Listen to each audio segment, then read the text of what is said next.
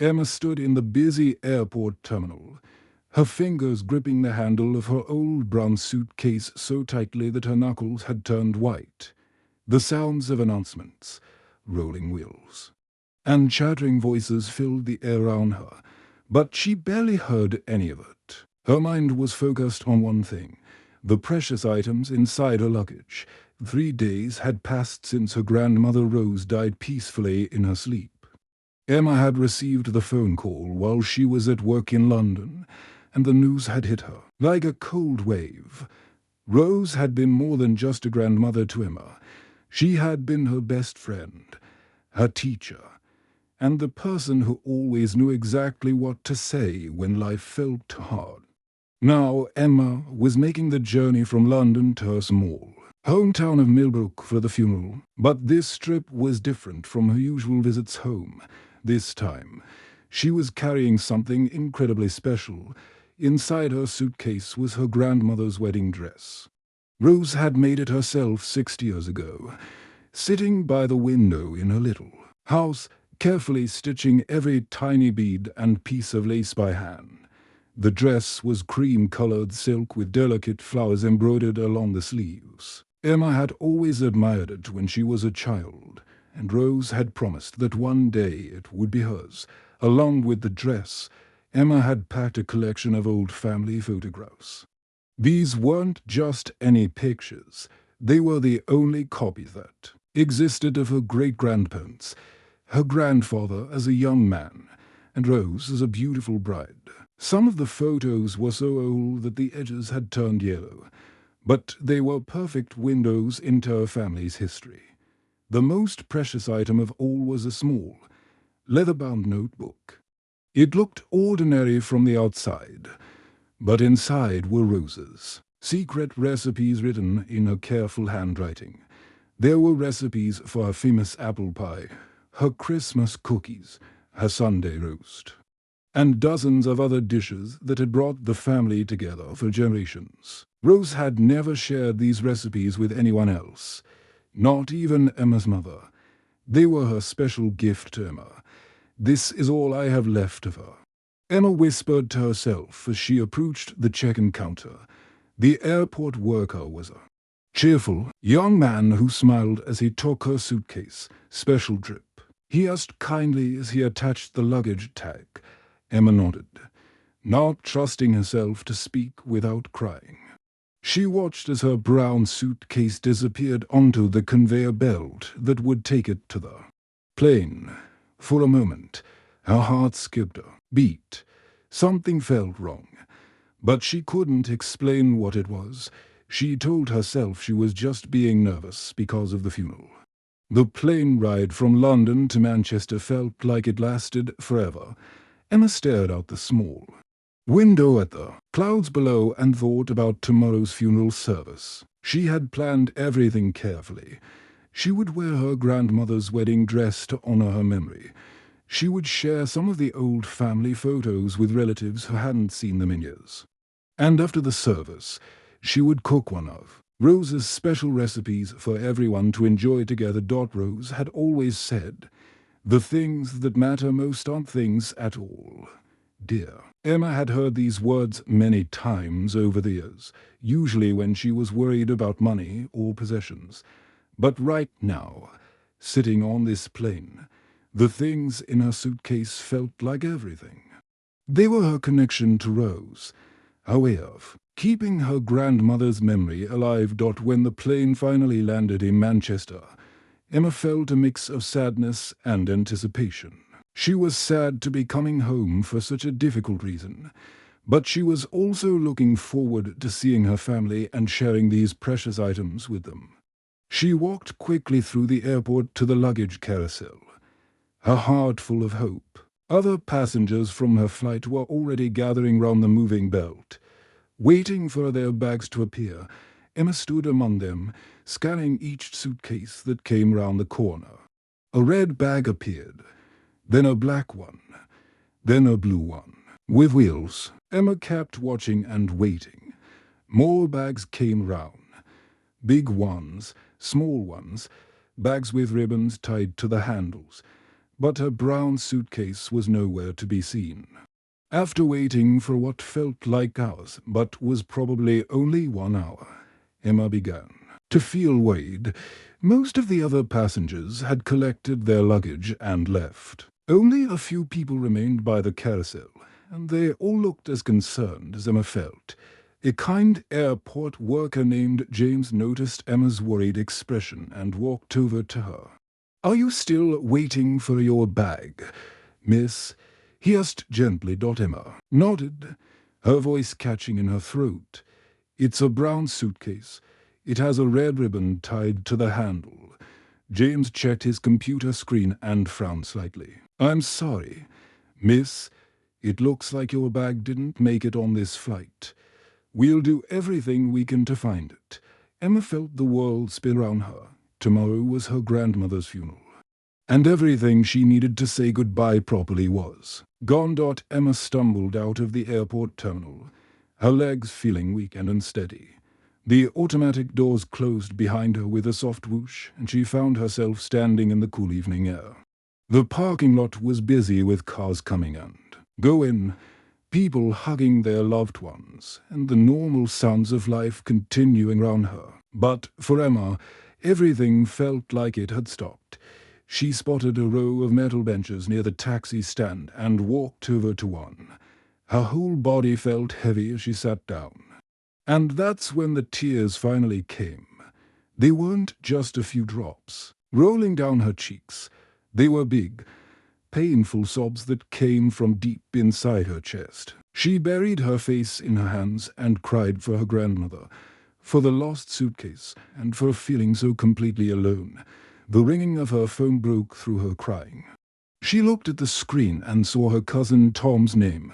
Tom lived in Millbrook and had been helping organize the funeral arrangements. Emma wiped her eyes and tried to make her voice sound normal before answering.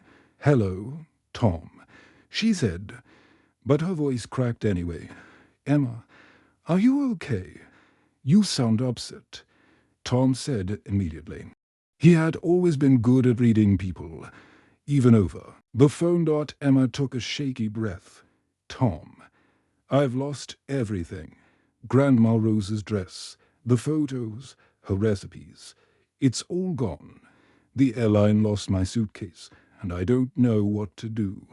How can I face the family tomorrow without them? I was supposed to wear Grandma's dress to honor her memory.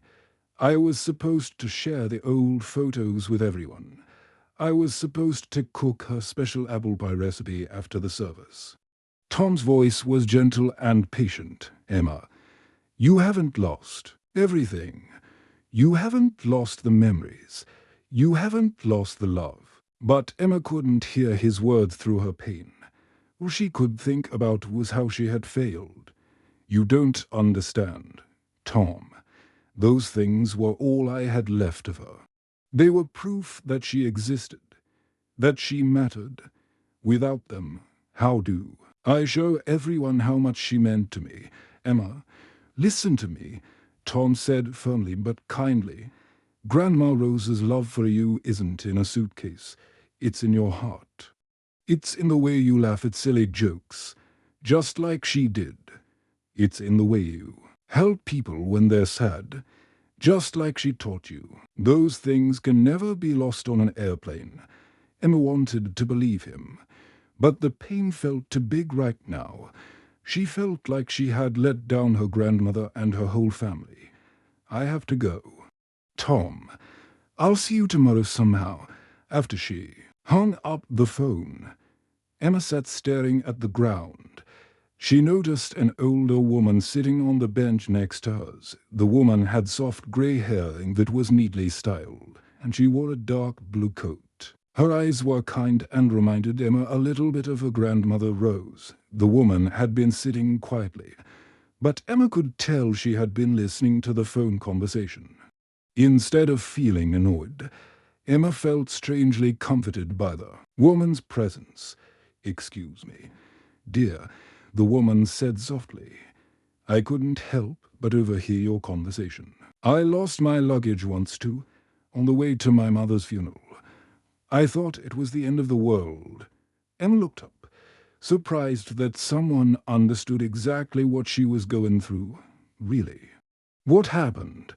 The woman moved a little closer, so she could speak more quietly.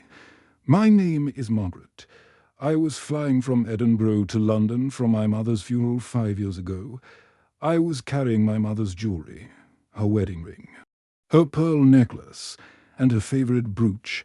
I also had her favorite book, the one she read to me when I was a child. When I got to London, my suitcase was nowhere to be found. Emma felt tears starting again. That's terrible. Did you ever get it back? Margaret nodded. I did, but not until 2 weeks later. I had to go to the funeral empty-handed, just like you're facing now. I was so angry and so sad. I felt like I had lost her all over again. How did you get through it? Emma asked. Margaret smiled, and her whole face seemed to light up. That's the beautiful part of the story. You know what I learned that day?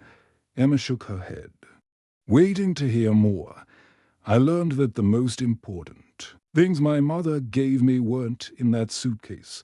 They were in my heart, in my memories, and in the way she taught me to treat others with kindness. When I stood up to speak at her funeral, I didn't need her jewelry or her book.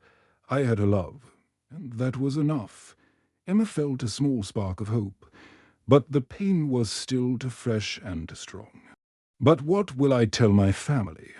They're expecting me to have grandmother's dress for the service. I promised I would share the old photos with everyone. Margaret reached over and gently touched Emma's hand. Let me help you find your luggage. I know some people who work here at the airport, and even if we don't find it in time, I promise you'll discover something even more valuable than what's in that suitcase. Emma woke up early the next morning in her small hotel room near the airport. She had barely slept, tossing and turning all night, thinking about the funeral that would happen in just a few hours, the sunlight coming through. The thin curtains felt too bright for such a sad day. At exactly 8 o'clock, she heard a gentle knock on her door. When she opened it, Margaret was standing there with a kind smile and a cup of coffee in her hand. Good morning, dear, Margaret said. I thought you might need this today. Emma accepted the coffee gratefully. The warm cup felt good in her cold hands. Thank you, Margaret. I don't know what I would have done without you yesterday. That's what people do for each other. Margaret replied simply. Now, let's go see what we can find out about your suitcase. They walked out to the parking lot together, and Emma was surprised to see Margaret's car. It was a small blue vehicle, old but well cared for, with comfortable seats and a tiny vase of fresh flowers on the dashboard.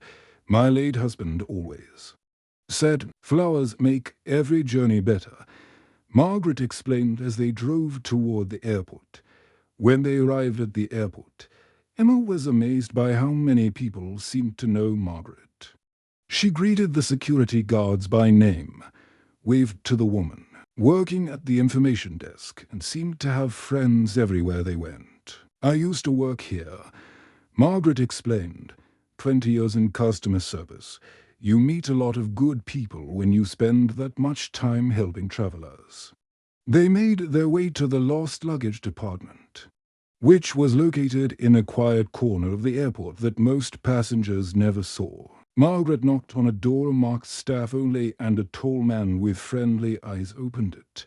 Margaret, he said with genuine happiness. How lovely to see you. What brings you here today, David? I'd like you to meet Emma, Margaret said. She's the young woman whose brown suitcase went missing yesterday. David's expression immediately became serious and sympathetic.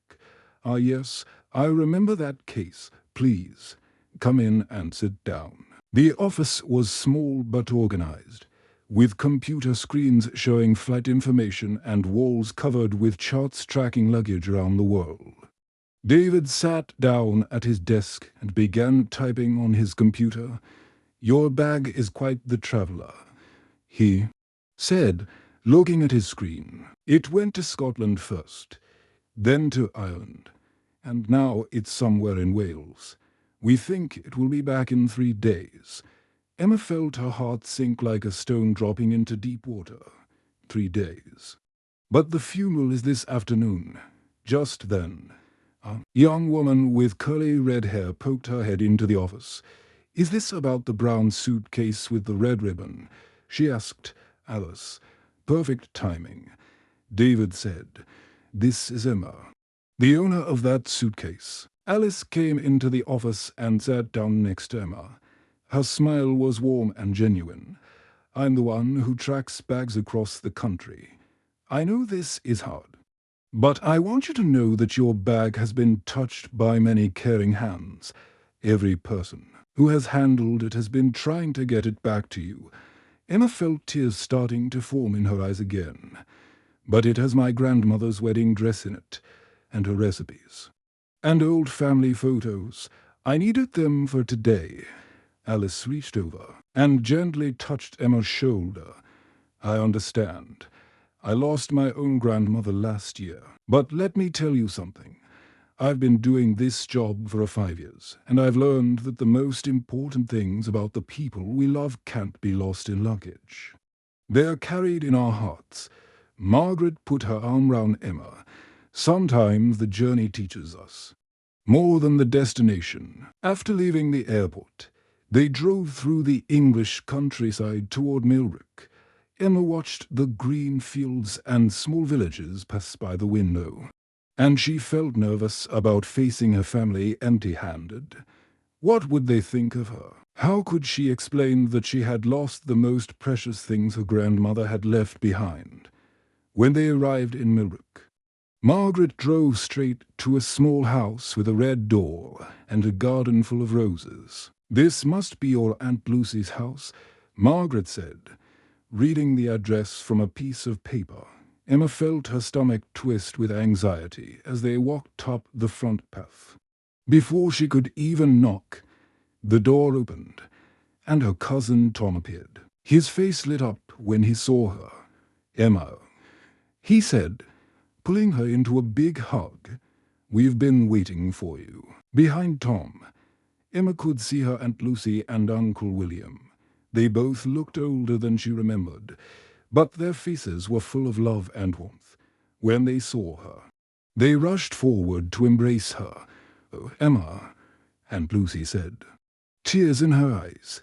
"We're so glad you're here. We've all been missing Rose terribly." Uncle William nodded. "She loved you so much, Emma. She talked about you every time we visited." Emma felt overwhelmed by their love, but she also felt ashamed. "I have to tell you something. I lost my suitcase. I don't have grandmother's wedding dress or any of the things I was supposed to bring." Instead of looking disappointed, Aunt Lucy smiled. "Emma, I have something for you." She disappeared into the house and returned with a small wooden box. When she opened it, Emma gasped. Inside was a beautiful silver necklace with a small pendant shaped like a rose. "I found this in Grandma's room when we were cleaning out her things," Lucy explained. "She always said it would be yours one day." Uncle William stepped forward, "And I have copies of some of those family photos. Grandma gave them to me years ago, when she was organizing her things." Emma stared at them in amazement. Her family had pieces of Grandmother Rose's memory scattered among them, like seeds of love planted in different gardens, growing and blooming in unexpected places. The morning of the funeral arrived with gentle sunshine streaming through the windows of the small church in Millbrook. Emma stood in front of the mirror in Aunt Lucy's spare bedroom, carefully putting on Grandmother Rose's silver necklace. As the cool metal touched her skin, she felt a strange sense of comfort, as if her grandmother was somehow still with her. Margaret had stayed overnight at a local bed and breakfast, and she arrived early to help Emma get ready. "You look beautiful, dear," Margaret said softly. "Your grandmother would be so proud." Emma wore a simple black dress that she had packed in her carry-on bag. It wasn't the elegant outfit she had planned, but with Rose's necklace sparkling at her throat, she felt dignified and ready to honor her grandmother's memory. The church was small but filled with people. Emma was surprised to see so many faces. Some she recognized from childhood visits. Others were completely new to her, as she walked down the aisle with her family. She could feel the love and support surrounding her like a warm blanket. The service began with hymns that Grandmother Rose had loved. Emma's voice shook as she tried to sing along, but the voices of everyone round her carried the melody forward. The pastor, a kind old man named Reverend Clark, spoke about Rose's life and the impact she had made on the community. Then something magical began to happen. People started sharing their own memories of Grandmother Rose, and Emma discovered stories she had never heard before. Her cousin Anna, who was only a few years younger than Emma, stood up with tears in her eyes. "I want to share something special," Anna said to the congregation. "Grandma Rose taught me her recipe for apple pie when I was 10 years old. I was so worried I would forget it, but she made me practice until I knew it by heart." Anna's voice grew stronger as she continued. She said recipes aren't just about ingredients. They're about love passed down through generations. Her apple pie recipe starts with 6 large apples, peeled and sliced thin. Then you add half a cup of sugar, a tablespoon of flour, and a pinch of cinnamon. But the secret ingredient was always a handful of love. Emma felt her heart skip a beat. This was exactly the same recipe that was written in the notebook inside her lost suitcase. Anna had been carrying it in her memory all these years. Then Uncle William stood up and shared a story that made Emma's eyes fill with tears. "Rose once walked 5 miles in the snow to help our neighbor, Mrs. Johnson, who was sick with flu. She carried homemade soup in a heavy pot and medicine from the pharmacy. When I asked her why she didn't just call someone else to help, she said, 'When someone needs help, you don't wait for someone else to do it, one by one.'" Family members and friends shared their memories. Emma's Aunt Carol talked about how Rose had taught her to knit. A man named Mr. Peterson shared how Rose had helped him fix his roof after a storm. Each person had a piece of Grandmother Rose's spirit alive in their hearts. The most touching moment came when Mrs. Betty, an elderly neighbor with white hair and a walking stick, slowly made her way to the front of the church. She was carrying a small frame in her hands. "I brought something to share," Mrs. Betty said in a voice that was soft but clear. "This is a photo of Rose from 30 years ago, when she was helping at the church bake sale. She gave me this picture when my husband died 2 years ago. She said that memories shared are memories that never fade." Emma looked at the photo and gasped. It showed her grandmother as a middle-aged woman, laughing as she pulled a tray of cookies from the oven. Her face was bright with joy and energy. It was a photo Emma had never seen before, but it captured the essence of who Rose had been. As the service continued, Emma realized something incredible. Her grandmother's wedding dress would have been beautiful to see, but the love and memories that filled that room were far more precious than any piece of fabric could ever be. Each story shared was like a thread in a tapestry, weaving together to create a picture of a woman who had touched many lives with her kindness. After the service, people gathered outside the church in the sunshine. Emma stood with Margaret, who had stayed for the funeral like she was part of the family. "Do you see it now?" Margaret asked gently, watching as people continued to share stories and hug each other. Emma nodded, tears of understanding in her eyes. "Grandma Rose's real treasures were never in my suitcase. They were in all the people she touched with her kindness." Tom came over and put his arm round Emma's shoulders. "Grandma always said that love multiplies when it's shared." Today proved she was right. Emma felt a peace she hadn't experienced in days. She still hoped to get her luggage back, but she no longer felt desperate or lost. She had found something much more valuable, the understanding that love and memory live in hearts. Not in suitcases. 3 weeks had passed since the funeral, and Emma was back in her small apartment in London, trying to return to her normal routine. The grief was still there, but it felt different now, softer somehow, like a gentle sadness mixed with warm memories. She was making tea in her kitchen when her phone rang. "Emma, this is David from Manchester Airport," the familiar voice said. "I have wonderful news. We found your suitcase. It's been on quite an adventure, but it's safe and sound." Emma felt her heart jump with excitement, but she also felt something else, curiosity about how she would feel seeing those items again. So much had changed in the past 3 weeks. The things that had seemed so desperately important before now felt different in her mind. "That's amazing. David, where did it end up?" Emma asked. "It took a tour of half of Europe." David chuckled. "Scotland, Ireland, Wales. And then somehow it made it to France before finally coming back to us. But everything inside should be exactly as you packed it." The next day, Emma took the train to Manchester to collect her suitcase. When David brought it up to her, she could see that it looked a bit more worn than before, with new stickers from different airports covering the old brown leather.